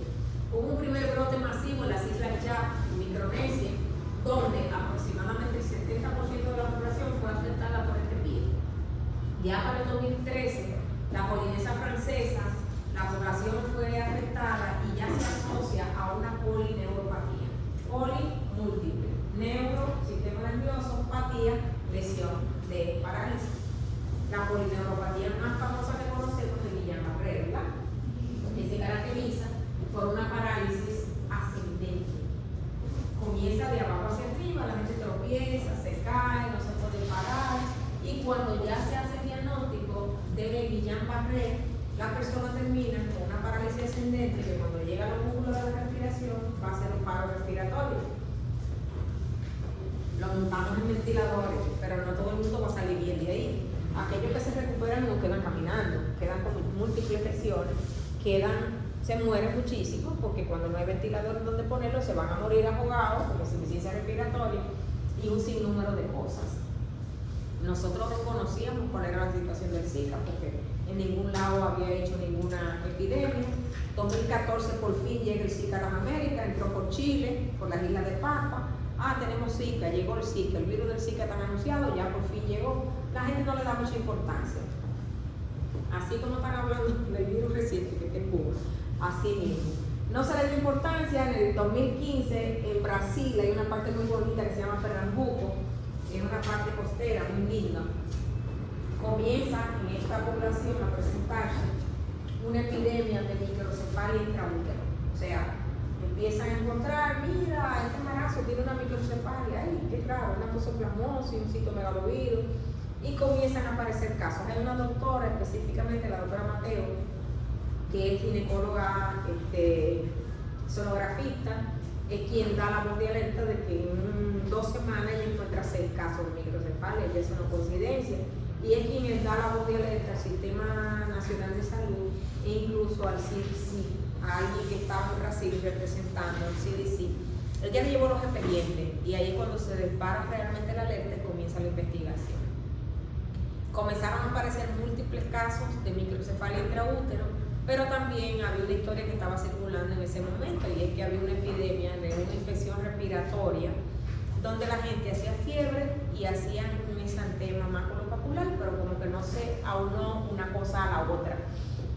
Y ahí comienzan las 57.400 publicaciones, la gente a decir que si es un espermaticida, que si es esto, que si es la Coca-Cola, que si es el diablo. Comenzaron a inventar buscando el origen de esta situación.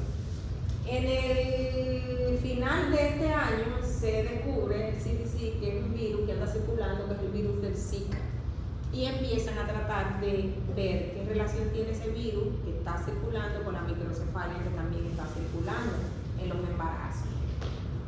Ese mismo año, en el 2015, a finales del 2015, eso fue en enero, en diciembre, llega el Zika a Puerto Rico, se hace un brote de una enfermedad, toman muestra, inmediatamente CDC interviene, llegó el Zika a Puerto Rico, cuestión de un ratito que llegue a República Dominicana, ¿verdad?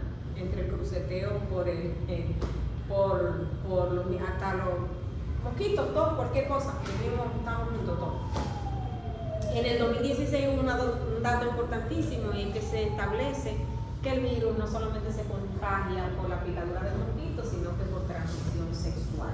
Nadie lo sabía, todo el mundo seguía teniendo relación sexual sin problema, y en el 2016 se diagnostica que está presente el virus del Zika tanto en República Dominicana como en Haití.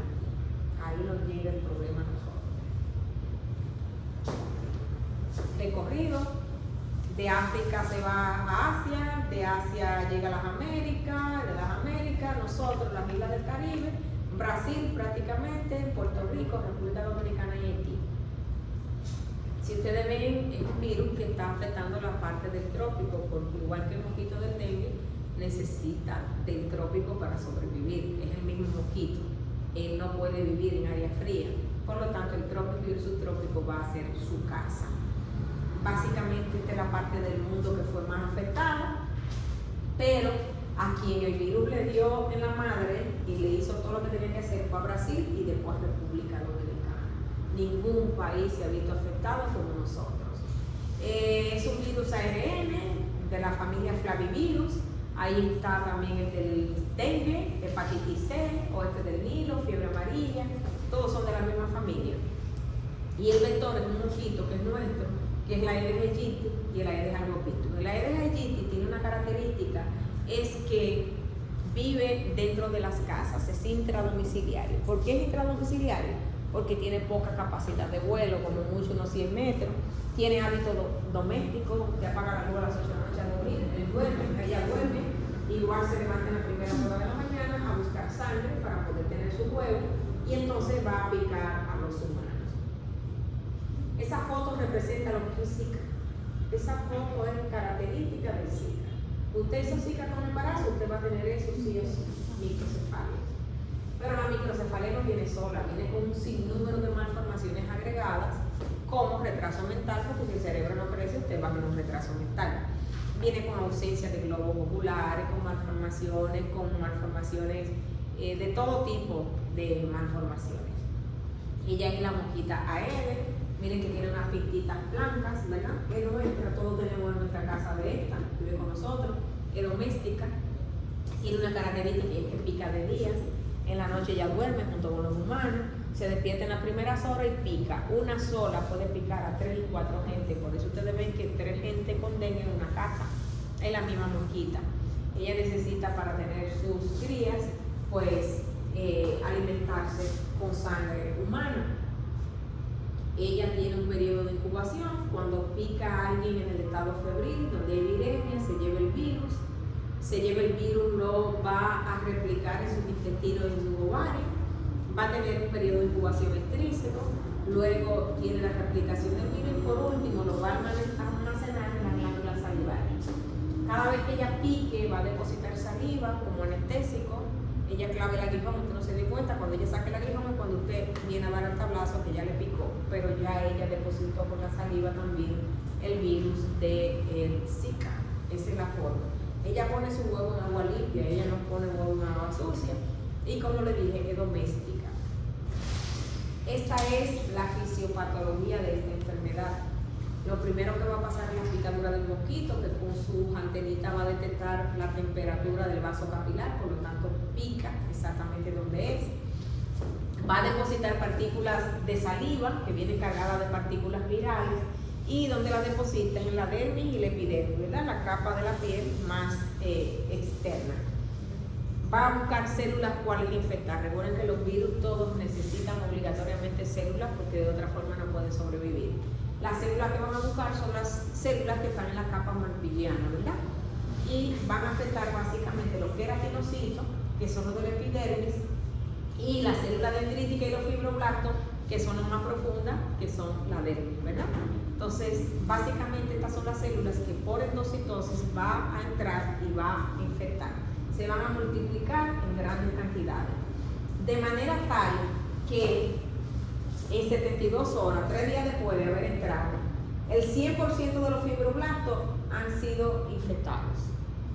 Y usted sabe que el virus tiene una forma de actuar, de destruir, dos formas. Primero me replico de manera continua dentro de ti y te destruyo. Pero si no lo hago así, entonces te programo para que tú te autodestruyas. Entonces, definitivamente, esa célula que es de la defensa, que es un macrófago, va a ser destruida.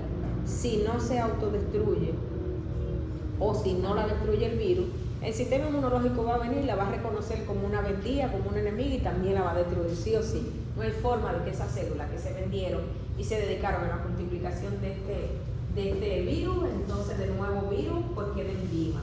En 72 horas prácticamente el 100% de los fibroblastos están infectados, comienza la destrucción y eso es lo característico del edema que se presenta en el paciente que tiene Zika. Se va a presentar edema y eso es por la destrucción masiva de los fibroblastos, ¿sí? Entonces, definitivamente la apoptosis, la destrucción que es programada o la destrucción del virus a la célula. Eso hace que se forme el edema cutáneo, que es algo que es característico del virus del Zika, básicamente.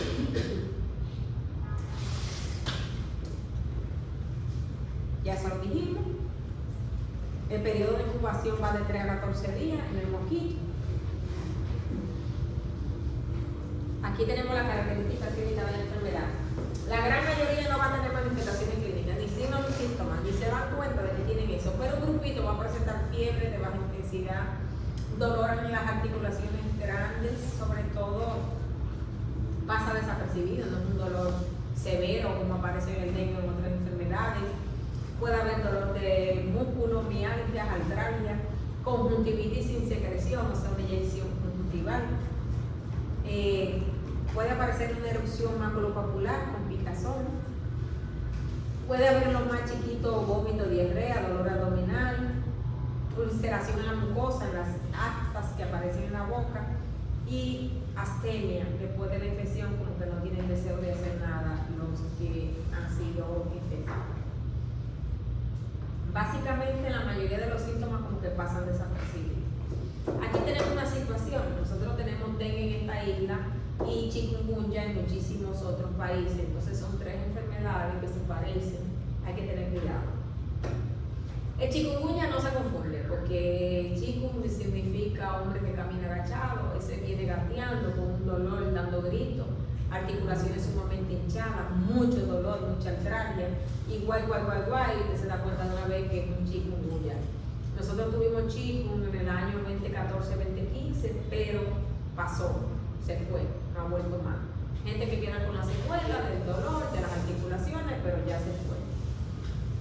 El dengue es el problema. El problema es que hay que diferenciarlo del dengue. El dengue tiene una característica que son 4 días de fiebre. Después la fiebre se quita y vienen los signos y síntomas de hemorragia, dolor en las articulaciones, dolor de cabeza y el cuadro característico de dengue que ya lo conocemos. El Zika, ya lo que mencionamos, conjuntivitis que no tiene dengue, sin secreción, fiebre, cefalea leve, todo leve, por lo tanto, un poquito fácil de diferenciar una de la otra. ¿Cómo se hace el diagnóstico? PCR, la misma PCR para COVID, pero aquí es para Zika. PCR en tiempo real, hacemos serología IgG, hacemos la prueba de ELISA y hacemos sonografía y amniocentesis en los embarazos. Ojo con eso. Nos hemos dado cuenta de que definitivamente este virus puede ser aislado en sangre, por lo tanto se transmite por transfusión sanguínea. En semen, que es donde más dura, hasta 43 días, 60 días, 63 días, es el fluido donde más permanece por más tiempo, en el semen del hombre. Entonces el hombre es contagioso, ya no tiene síntomas, pero sigue teniendo virus en el semen, por lo tanto es contagioso para la mujer a través de la relación sexual. Vertical materna, si usted está embarazada, el bebé se va a infectar de Zika y va a haber múltiples malformaciones. Si usted tiene un accidente en laboratorio con una sangre con Zika, usted se puede infectar de Zika. O sea, lactancia materna, de todas formas usted se puede infectar de Zika, que anteriormente pensábamos que era la picadura del mosquito, ya sabemos que no. Entonces el diagnóstico para hacer las pruebas, lo ideal es que entre el 0 a 5º día, que es la fase de viremia, se haga la prueba de PCR, cadena de polimerasa y cultivo. Entre el 5º y 7º día comienza la serología IgG y continúa la PCR. Ya después de 7 días lo que hacemos es serología. Ya usted no lo va a encontrar en sangre, ya usted no puede hacer cadena de polimerasa, sino IgM. El tratamiento básicamente sintomático, si tienen fiebre, algo para la fiebre, líquido, hidratación, pero no se usa nada del otro mundo. La mayoría, como le dije, ni siquiera se da cuenta de que está cursando con Zika porque confunden el exantema maculopapular con una alergia y no pasa nada. ¿Qué es importante diferenciar? Esta Zika, diferenciarla del dengue, que tiene una mortalidad elevada en República Dominicana, del chikungunya, de la malaria, de la fiebre tifoidea, de todas estas enfermedades. Es importante diferenciar la fiebre por el virus del Zika de todas las otras patologías que hemos mencionado. Miren ahí, un cuadro de diagnóstico diferencial. La fiebre del dengue te encendía por 4 días, en el Zika apenas hay fiebre. La mialgia en el dengue es moderado, en el chikungunya es severo, en el Zika prácticamente no hay. En el dengue puede haber hemorragia, en el chikungunya y el Zika no hay hemorragia. Solamente hiperemia conjuntival en el Zika, básicamente el dengue eso no existe. Y así sucesivamente se presentan una serie de diferencias que nos ayudan pues a sacar a la luz cuál es el diagnóstico que estamos manejando. ¿Qué es lo que nos interesa? Las complicaciones asociadas al Zika. Miren, cuando comenzó la microcefalia en Brasil, se esperaba que cuando se estableció que era el Zika, que 1 de cada 400 embarazos pudiera tener pues, un riesgo. En Pernambuco, en menos de 6 meses, ocurrieron 800 y pico de casos de microcefalia. O sea que ahí no se le salva a nadie al virus en el embarazo. Todo el mundo va a coger.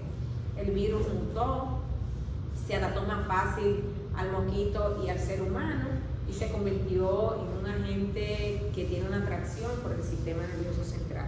Prácticamente todos los daños que produce son a nivel del sistema nervioso central. Una de las complicaciones más severas en los adultos es el Guillain-Barré.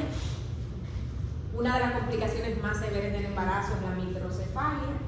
Y hay muchísimas otras complicaciones en el recién nacido y en el feto que son un síndrome. ¿Qué es la microcefalia? Es la reducción del perímetro cefálico.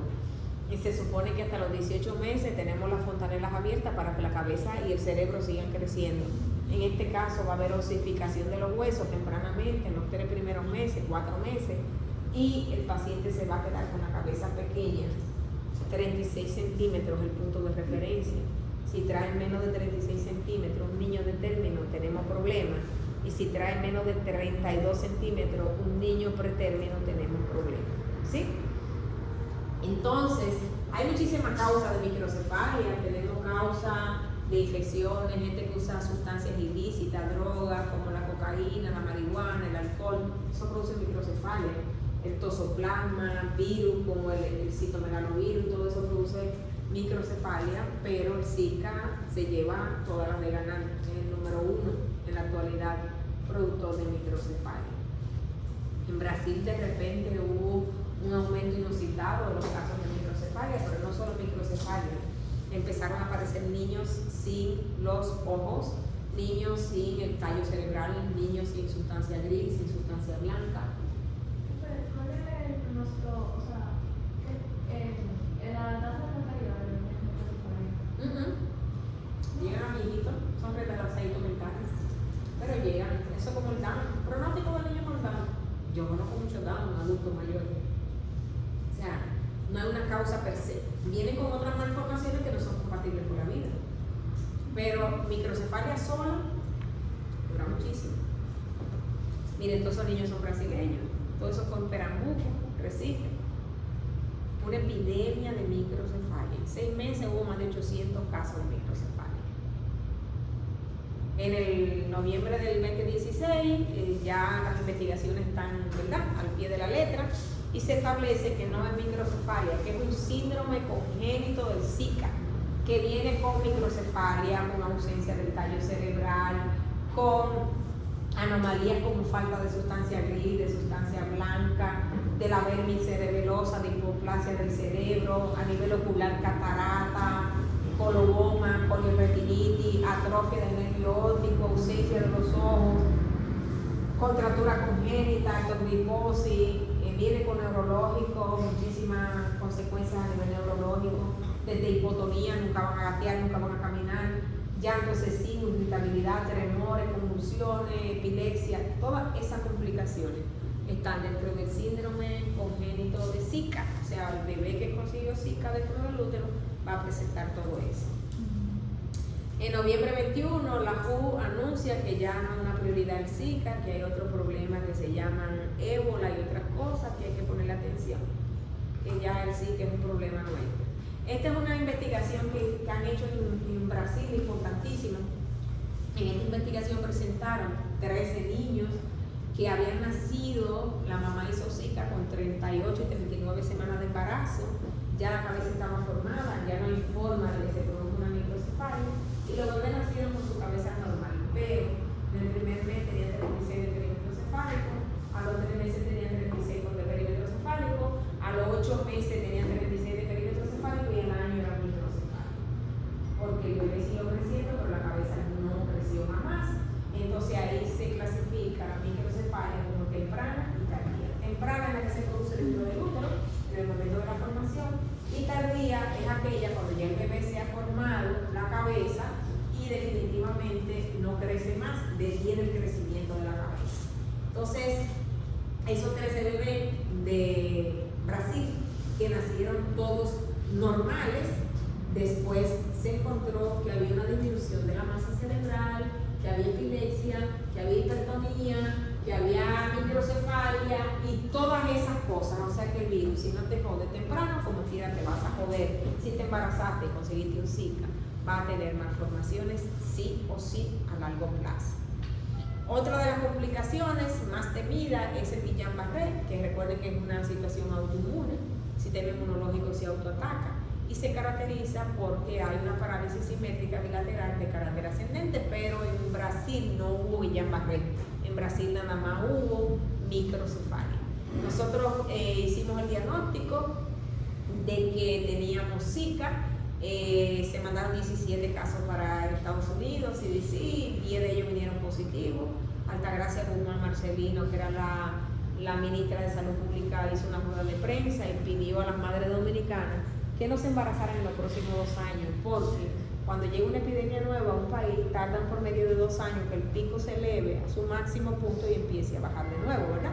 Que todo el mundo se contamine de Zika y ya pasó de eso. Ustedes saben que aquí la gente no planifica embarazo, la gente se embaraza por accidente. La gente no está consiguiendo ninguna protección, pero se embarazan y se sorprenden, pero usted no está usando ni un condón. ¿Qué va a pasar?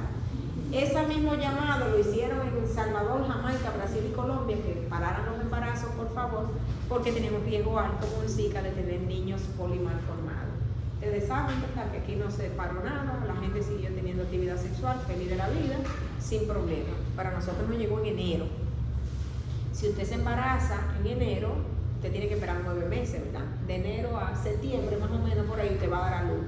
Entonces, a nosotros nos comenzó un problema serio. ¿Cuál fue el problema? El problema es que nos dieron la madre cuando nosotros nos estábamos esperando. Se esperaba la posibilidad de un Guillain-Barré, el Hospital Marcelino Vélez Santana, el nuestro, fue el hospital de referencia donde se iban a mandar todos los Guillain-Barré. Teníamos ese entonces 10 unidades de cuidado intensivo, las convertimos en 20 y nos faltaron. Todas estas personas trabajaron con esa gran epidemia que hubo en el 2016. El que llegaba con sospecha, que estaba tropezando y cayendo, se le hacía una electromiografía, se le hacía una punción lumbar, se mandaba a UCI al lado de un ventilador, que probablemente lo iba a necesitar, y se le ponía inmunoglobulina para parar el sistema inmunológico. Esa inmunoglobulina se le calculaba a 2 por kilo de peso, 2 gramos. Si usted pesaba 100, le tocaban 200, ¿verdad?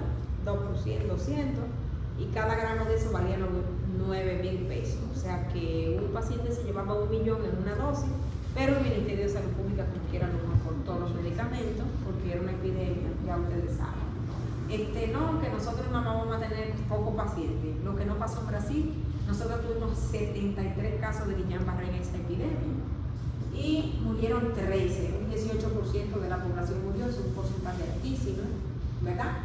Tuvimos gente procedente del norte, del sur, del este, de Santo Domingo, casi todos eran del sur, Santo Domingo y sur profundo, 58, y fallecieron 13, 6 masculinos y 7 femeninas, y como ustedes pueden ver, las edades allí fueron todos edades relativamente jóvenes. Mayor de 85 años tuvimos 1, y entre 64 y 84, 6.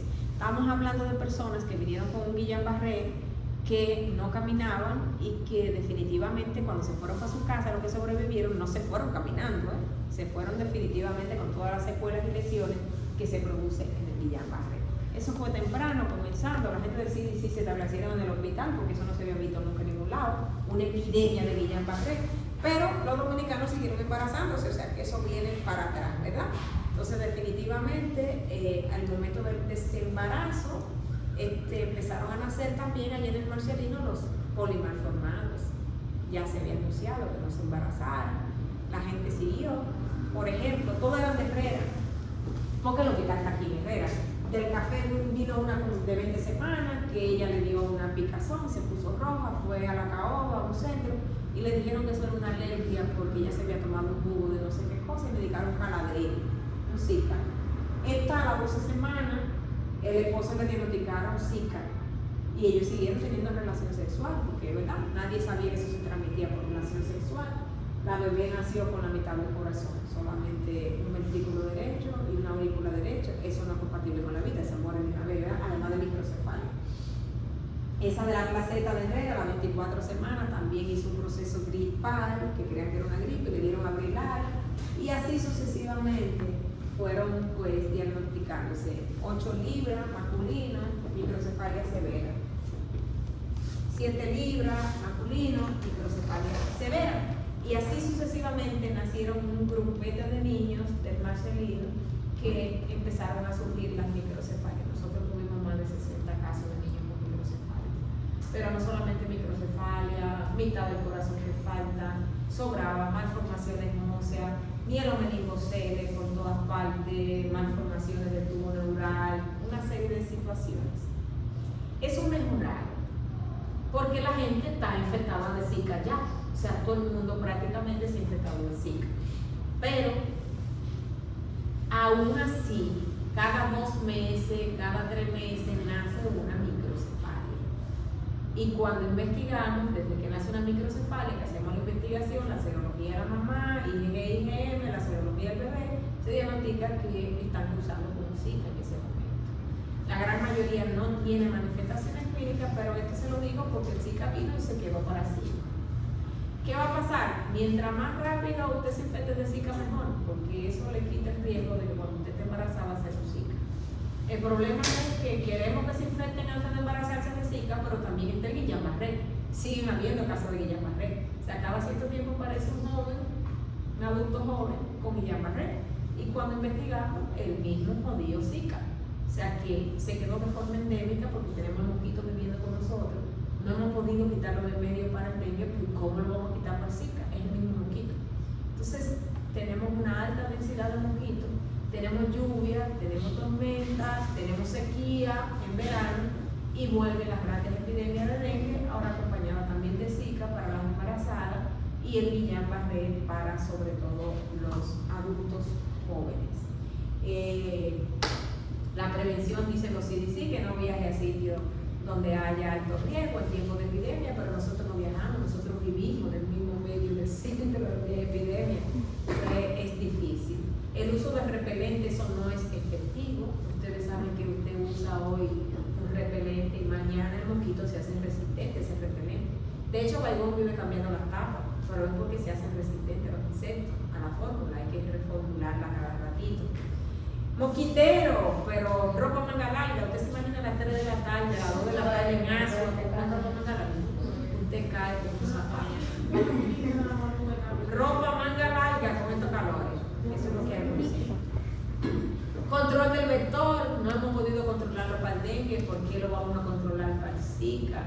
Y definitivamente, pues las recomendaciones de que trate de no embarazarse. Si se embarazó, pues trate de andar con un mosquitero al hombro sobre todo el día. Que cuando el mosquito pica, sobre todo, saque el mosquito de su casa. Las mismas recomendaciones para el dengue son las mismas recomendaciones para el Zika. Cloro untado, tanque tapado, etcétera, etcétera. Tiene mucho riesgo, pero lo que más importante pasó en esa gran epidemia que quedó demostrado es que no estamos capacitados para dar respuesta a este tipo de epidemia. Nosotros tuvimos un déficit de ventiladores, 73 con 10 ventiladores. Era, mira, este más viejo, ve a ver, pone un tubo una traquetomía y mete el tanque joven en el ventilador. Y ustedes saben, evidentemente, que mucha gente murió porque no había capacidad para responder a las emergencias. Entonces, ese es un problema de salud que tenemos. Todas esas casas que ustedes ven ahí prometieron que iban a hacer vacunas contra el Zika, después se dieron cuenta que no, que el problema no es mundial, que el problema es en los países de América Latina, del trópico, donde no se habla inglés ni francés. Entonces, pues las vacunas quedaron ahí, no se ha hecho ninguna vacuna. Sí, Brasil está investigando duramente, hay unas cuantas investigaciones clínicas con humanos. ¿Cuál es el problema? Que para probar la vacuna tiene que ser embarazada, ¿verdad? Embarazada sana. Nadie se presta a que pruebe vacuna consigo cuando están embarazadas. Entonces, es una situación, un problema serio. Vamos a ver qué para esto. Mientras tanto, la recomendación es tratar de evitar los mosquitos dentro de nuestros hogares. Esa es la recomendación por el momento. Preguntas, dudas, comentarios sobre el Zika.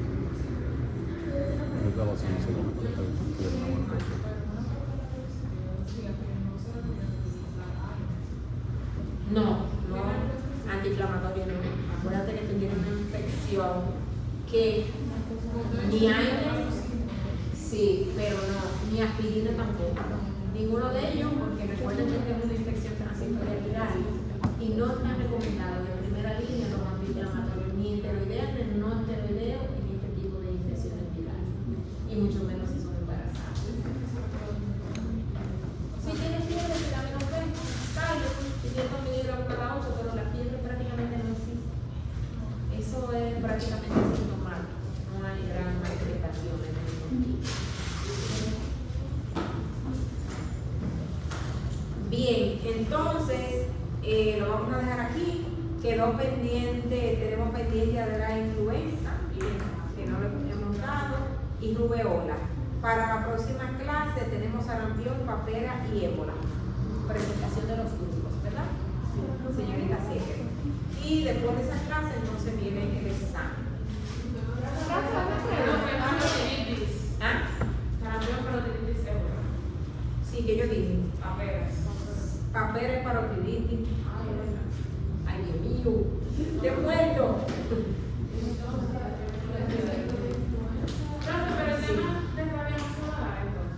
¿No vamos a hablar?